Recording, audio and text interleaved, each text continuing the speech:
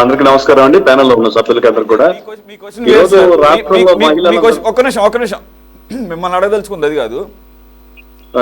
లక్ష్మణ్ గారు ఉన్నారు మొన్న వైసీపీలానే మీరు కూటమిలో భాగస్వాములైనా కానీ మీకు కూడా ఉంది కదా, మీకు పార్టీ ఆవిర్భావ దినోత్సవాలు జరుగుతుంటే మీరు ఏకంగా మీ పార్టీలో మహిళలకి ఏకంగా వీర మహిళలని పెట్టారు. చాలా అంటే వినడానికి చాలా బాగుంటుంది, గూస్ బంప్స్ కూడా వస్తాయి అన్నమాట.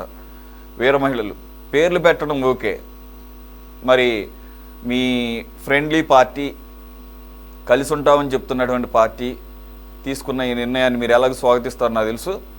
స్వాగతిస్తూనే మీరు కూడా ఏమన్నా అఫీషియల్గా దీని మీద ఒక అనౌన్స్మెంట్ చేసే ఆలోచన ఏమన్నా అవకాశం ఏమైనా ఉందా? అంటే ఇప్పుడే కాబట్టి దీని మీద డిస్కషన్ ఒక చర్చ చేసుకొని, లేదండి మేము ఆల్రెడీ చాలా ఇంపార్టెన్స్ ఇస్తున్నామని అంటే కుదరదు అట్లా. అంటే వేరే మహిళలని పేరు పెట్టి మేము నిన్న కూడా చాలామంది అక్కడ కార్యకర్తలు మీటింగ్కి వచ్చారు, అట్లా కాదు. అలా కాకుండా చట్టసభల్లో పంపించడానికి మేము కూడా మా వీర మహిళలకి ఇదిగో ఇట్లా తక్కువలో తక్కువ 33% అంటే మినిమం, ఇక తర్వాత ఎంతైనా కానీ అనేది ఏమన్నా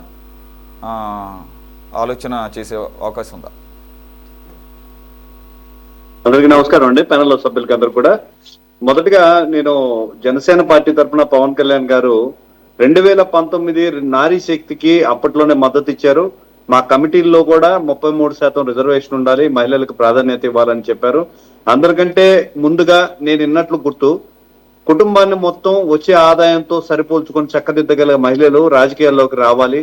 సమాజంలో ఒక బాధ్యతగా ముందుకు వచ్చినప్పుడే రాజకీయాల్లో మనం జవాబుదారీతనాన్ని తీసుకురాగలం అని చెప్పి చాలాసార్లు పవన్ కళ్యాణ్ గారు చెప్పారు. మహిళల కుటుంబాలు విడిచి రాజకీయాల్లోకి రావాలి, మీకు భద్రతగా మేము ఉన్నాము, అవసరమైతే మహిళలు ఝాన్సీ ఇరానీ లాగా మారగలరు అని చెప్పి వీర మహిళలు అని చెప్పి జనసేన పార్టీ ఆవిర్భావం నుంచి చెప్పుకుంటూ వచ్చారు. మొదటి నుంచి కూడా మహిళలకు ప్రాధాన్యత ఇస్తూ పవన్ కళ్యాణ్ గారు ముందుకు నడిచారు. ఎందుకంటే ఒక సమాజంలో కీలకమైన మార్పు తీసుకురాగలిగిన శక్తి, మహిళలకు జరిగే అన్యాయాలను ప్రతిఘటించే శక్తి, వాళ్ళ ఆలోచనలు ముందుకు నడిపించాలని చెప్పి పవన్ కళ్యాణ్ గారు కూడా మొదటి నుంచి కూడా చెప్పారు. దీన్ని ఖచ్చితంగా కూడా పవన్ కళ్యాణ్ గారు స్వాగతిస్తున్నారు అనుకుంటున్నాను. ఎందుకంటే 2019 నుంచి నారీ శక్తి పథకం కాడి నుంచి మహిళలకి బేషరతుగా మద్దతు తెలిపి మా కమిటీల్లో కూడా 33% మహిళలు ఉండే విధంగా మొదటి నుంచి కూడా చర్యలు ఉన్నాయి. పార్టీ ఆవిర్భావం నుంచి మా బ్యారికేడ్స్ అయితే మొన్న జరిగిన సాధక కమిటీల్లో అయితేమి మహిళలు ఎన్ని సభ్యత్వాలు చేశారు అనేది కాకుండా మొట్టమొదటి ప్రయారిటీ సీట్లు అంటే రాజకీయంగా బయటకు వచ్చి నిలబడ్డ కుటుంబంలోంచి బయటకు వచ్చి మహిళలకు భద్రత ఇవ్వాలన్నట్టుగా పవన్ కళ్యాణ్ గారి పోడియంకి ముందుగా ఎప్పుడు కూడా ఈ రోజు కాదు, మన కూటమి ప్రభుత్వం సాధించినప్పుడు కూడా పవన్ కళ్యాణ్ గారి సభల్లో మీరు ముఖ్యంగా చూసినట్లయితే మహిళలకి ముఖ్య స్థానం, ప్రథమ స్థానం ఇచ్చే పరిస్థితి ఉంది. ఎందుకంటే భారతదేశంలో మహిళల్ని శక్తిగా ఒక అమ్మగా భావిస్తారు కాబట్టి మొదటి నుంచి కూడా పవన్ కళ్యాణ్ గారు మాకు ఆ సిద్ధాంతాలను నేర్పించారు. మహిళలు ఎంతమంది వస్తే అంతమందిని ముందు పెట్టాలి, ప్రాముఖ్యత వహించాలి, వాళ్ళకి అవకాశాలు కల్పించాలి. కేవలం ఈ కమిటీల్లోనే కాదు, రాజకీయంగా కూడా మనం అవకాశాలు కల్పించాలనే విధంగా ముందుకు నడిపించిన పరిస్థితి ఉంది. ఈరోజు రాష్ట్రం మొత్తం కూడా ఒక వేడుక వాతావరణంగా జరుగుతూ ఉంది. గత నెలలో మనకి దేశవ్యాప్తంగా ఈ బిల్లు పాస్ అయ్యి మరింత వేడుకను జరుపుకునే అవకాశాన్ని కొన్ని శక్తులు ఆపేయన పరిస్థితి అయితే ఉంది. మహిళలు జెంట్స్ అని కాకుండా, పురుషులు అని కాకుండా దీన్ని ఒక పండుగ వాతావరణంతో వేడుక చేసుకున్న పరిస్థితి అయితే ఉంది. కూటమి ప్రభుత్వం వచ్చినప్పటి నుంచి మహిళలకి ప్రత్యేక భద్రత ఏర్పాట్లు చేసే పరిస్థితి అయితే ఉంది. ఇప్పుడే చూసాం వైసీపీ మిత్రులు ప్రజలు ఎంతో గుణపాఠం చెప్పినప్పటికీ మహిళల విషయంలో వాళ్ళ తీరు మారలేదు. ఖచ్చితంగా కూడా నాయకులుగా మనం మాట్లాడేటప్పుడు మన భాష, మన తీరు, వ్యవహారం అంతా కూడా, వ్యవహార శైలి అంతా కూడా గమనిస్తూ ఉంటారు. గడిచిన వైఎస్ఆర్సీపీ ప్రభుత్వంలో ఏదైనా ఒక ప్రశ్నలు ఎవరెత్తితే ప్రతిపక్షాలు కానీ వాళ్ళ ఇంట్లో ఆడవాళ్ళ మీద, పెళ్ళాం బిడ్డల మీద ఎట్లా విరుచుపడ్డారో చూసిన పరిస్థితి ఉంది. రాష్ట్రంలో ఎన్నడూ లేని ఒక విష సంస్కృతి, అంటే ఏదైనా నాయకుడు బయటకు వచ్చి మాట్లాడితే వాళ్ళ ఇళ్లలో కుటుంబాలను మొత్తం వాళ్ళ వ్యక్తిగత జీవితాలంతా రోడ్డు మీద వేసిన పరిస్థితి అయితే చూసాం. మహిళలకు భద్రత లేని ప్రభుత్వం ఏదైనా ఉంది అంటే ఈ గడిచిన 75 సంవత్సరాల భారతదేశ పరిస్థితుల్లో రాష్ట్రంలో వైఎస్ఆర్సీపీ ప్రభుత్వం ఖచ్చితంగా చెప్పొచ్చు. మహిళలకు వీరిచ్చే ప్రాధాన్యత ఏంది అనేది మొట్టమొదటిగా కుటుంబం నుంచే కావాలి.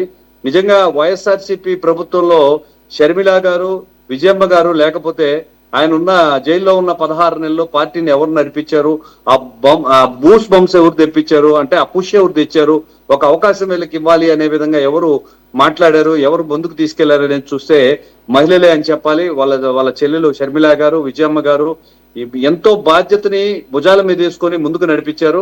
ఆ రోజున వాళ్ళు వేసుకున్న బాధ్యత 151 సీట్లతో విజయవంతం సాధించేదాకా కూడా జగన్మోహన్ రెడ్డిని ముందుకు నడిపించింది. అటువంటిది విజయం అనంతరం ఆ మహిళా శక్తిని మర్చిపోయిన జగన్మోహన్ రెడ్డికి నిజంగా మహిళల శాపమే తగిలింది అనుకోవచ్చు. 11 సీట్లకు పరిమితం అయిపోయారు. అంత విరుద్ధం, ఇంత వ్యతిరేకత ఎప్పుడు గడిచిన పరిస్థితి అయితే లేదు. 33% రిజర్వేషన్ ని వైఎస్ఆర్సీపీ స్వాగతిస్తుందా లేదా అని చెప్పి మనం అడిగితే ఏదేదో భాషలు మాట్లాడతారో. వాళ్ళ ప్రభుత్వ హయాంలో మహిళల మీద ఇబ్బందులు జరగనప్పుడు బయట తిరగాలంటే వైఎస్ఆర్సీపీ ప్రభుత్వంలో మహిళలు భయపడిన పరిస్థితి అయితే ఉంది. ఈ రోజున కూటమి ప్రభుత్వంలో తెలుగుదేశం కావచ్చు, భారతీయ జనతా పార్టీ అవ్వచ్చు, జనసేన అవ్వచ్చు, మహిళలు 33% అని రిజర్వేషన్ పెట్టినప్పటికీ కార్యకర్తల రూపంలో కానీ నాయకుల రూపంలో కానీ మహిళలు ఎక్కువగా బయటకు వచ్చే పరిస్థితి అయితే ఉంది. ఖచ్చితంగా కూటమి ప్రభుత్వం అంటే బీజేపీ 2019 నుంచి ఏ విషయం అయితే చెప్పిందో, మహిళలకి ప్రాధాన్యత ఇస్తూ ఏ నిర్ణయాన్ని అయితే చట్టసభల్లో పెట్టిందో దానికి ప్రాధాన్యత వహిస్తూ కూటమి ప్రభుత్వాలన్నీ కూడా ముందుకు నడిచాయి. 1986లో తెలుగుదేశం ప్రభుత్వం మహిళలకు ఆస్తి హక్కు కల్పిస్తూ మహిళల గురించి ఆలోచిస్తూ ఆ రోజు గౌరవ ముఖ్యమంత్రి చంద్రబాబు నాయుడు గారు ఒక బిల్లును ప్రవేశపెట్టారు ఆస్తి హక్కు విషయమై. అది 2005లో కేంద్ర ప్రభుత్వం కూడా దాన్ని ఒక చట్టంగా చేసిన పరిస్థితి అయితే ఉంది. 2025-26 నుంచి 10,000 MSME రంగంలో మహిళలకు రక్షణ కల్పిస్తూ లోన్లు అయితేవి, స్వయం ఉపాధి పథకాలు అయితేవి, పారిశ్రామికవేత్తలుగా ప్రకటించే నిర్ణయాన్ని మహిళా దినోత్సవం నుంచి అమలు పరిచింది. రాష్ట్ర వ్యాప్తంగా వేల కోట్ల రూపాయల మహిళలకు సపోర్ట్ చేయడమే కాకుండా మహిళా శక్తి ఈ బస్సు ఫ్రీ సౌకర్యం కానీ, 3 సిలిండర్లు ఫ్రీ విషయం అయితే కానీ, 15,000 రూపాయలు ప్రతి బిడ్డకి విద్యకి అందించడంలో కానీ కూటమి ప్రభుత్వం సఫలీకృతమైంది. సామాజిక బాధ్యత అంటే రాజకీయ బాధ్యతలో మహిళలను కూడా మనం గౌరవంగా ముందుకు నడిపించిన పరిస్థితి అయితే ఉంది. దీన్ని యావత్ భారతదేశం స్వాగతించాల్సిన పరిస్థితి. ఈ రోజు రాష్ట్రంలో ముఖ్యంగా లింగ భేదాలకి తావు లేకుండా ప్రతి ఒక్కరు కూడా దీన్ని ఆస్వాదించాల్సిన పరిస్థితి అయితే ఉంది.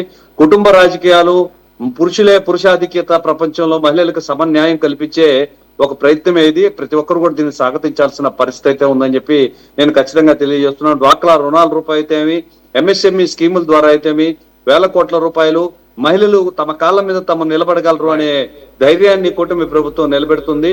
ఈ ప్రయత్నం గడిచిన వైఎస్ఆర్సీపీ 5 సంవత్సరాల్లో జగన్మోహన్ రెడ్డి సాధించలేకపోయారు. దీన్ని ఒప్పుకోవాల్సిన పరిస్థితి కూడా ఉంది. ఈ పండుగ వాతావరణంలో లేనిపోని నష్టం చేయకూడదని చెప్తున్నాను. ఇందాక ముఖ్యంగా సుగాలికి ప్రీతి విషయం చెప్పారు. 2 సంవత్సరాలు 3 సంవత్సరాలు ఆమెను ఎవరు పట్టించుకోకపోతే రాష్ట్ర ప్రభుత్వం పట్టించుకునే ప్రయత్నం చేశారు పవన్ కళ్యాణ్ గారు. ఎప్పుడైతే ఆమె మా మీదకి రిటర్న్ వచ్చిందో అప్పటి నుంచి ఆమెకి రావాల్సిన భూములు అయితే, ఆస్తులు అయితే వచ్చిన తర్వాత మనం కొద్ది లైట్ తీసుకోవాల్సిన పరిస్థితి అయితే ఉంది. ఎవరు సహాయం చేశారో వాళ్ళని మర్చిపోయిన ఒక వ్యక్తికి మనం అండగా నిలబడటం ఎంతవరకు బాధ్యతో మనకు తెలియదు. మనం కేసు నమోదు చేసిన తర్వాత, జీవో ఇచ్చిన తర్వాత ఎంత న్యాయం వైఎస్ఆర్సీపీ ప్రభుత్వం చేయాలో ఆత్మవిమర్శన చేసుకోవాల్సిందిగా కూడా నేను తెలుపుతున్నాను. కిషోర్ గారు, మరి నేను అడిగిన దానికి మీరు మీ పార్టీలో ఇదే మీ ఫ్రెండ్లీ పార్టీ అయినటువంటి టీడీపీ తీసుకున్న ఈ నిర్ణయాన్ని అఫీషియల్గా మీరు దాని మీద చర్చ పెట్టి ఆ రకంగా ముందుకెళ్లే అవకాశం ఏమైనా కనపడుతుందా? 100% అండి. పార్టీ ఆవిర్భావం నుంచి మహిళలకు 33% రిజర్వేషన్ ఇవ్వాలి, కమిటీల్లో 33% ఇవ్వాలి, అవకాశాలు కూడా ఇవ్వాలి. రేపు స్థానిక ఎన్నికల్లో కూడా 33% రిజర్వేషన్ ని పవన్ కళ్యాణ్ గారు మాకు ముందుగానే నిర్దేశించున్నారు. ఆయన మాటల్లో తెలిపితే బాగుంటుంది. కాబట్టి మాకైతే కమిటీలు ఎప్పుడు మనం కార్యకర్తలుగా, నాయకులుగా మేము మీట్ అయినప్పుడు ఖచ్చితంగా ఈ 33% రిజర్వేషన్ అనేది ఆయన గుర్తు చేసిన పరిస్థితి అయితే ఉందండి. రైట్. నేను కూడా ఎక్స్పెక్ట్ చేస్తున్నాను ఆయన మేబీ ఇన్ పర్సన్ అఫీషియల్ గా he may talk about this subject particularly giving the అనేక పర్యాయాలు చెప్పారు సార్. ఎవరు అన్నిసార్లు మాట్లాడి ఉంటారు, కళ్యాణ్ గారు మాట్లాడిన అన్ని సార్లు ఎవరు మాట్లాడి ఉంటారు. ఖచ్చితంగా ఆయన కూడా డిక్లేర్ చేస్తారు. రైట్.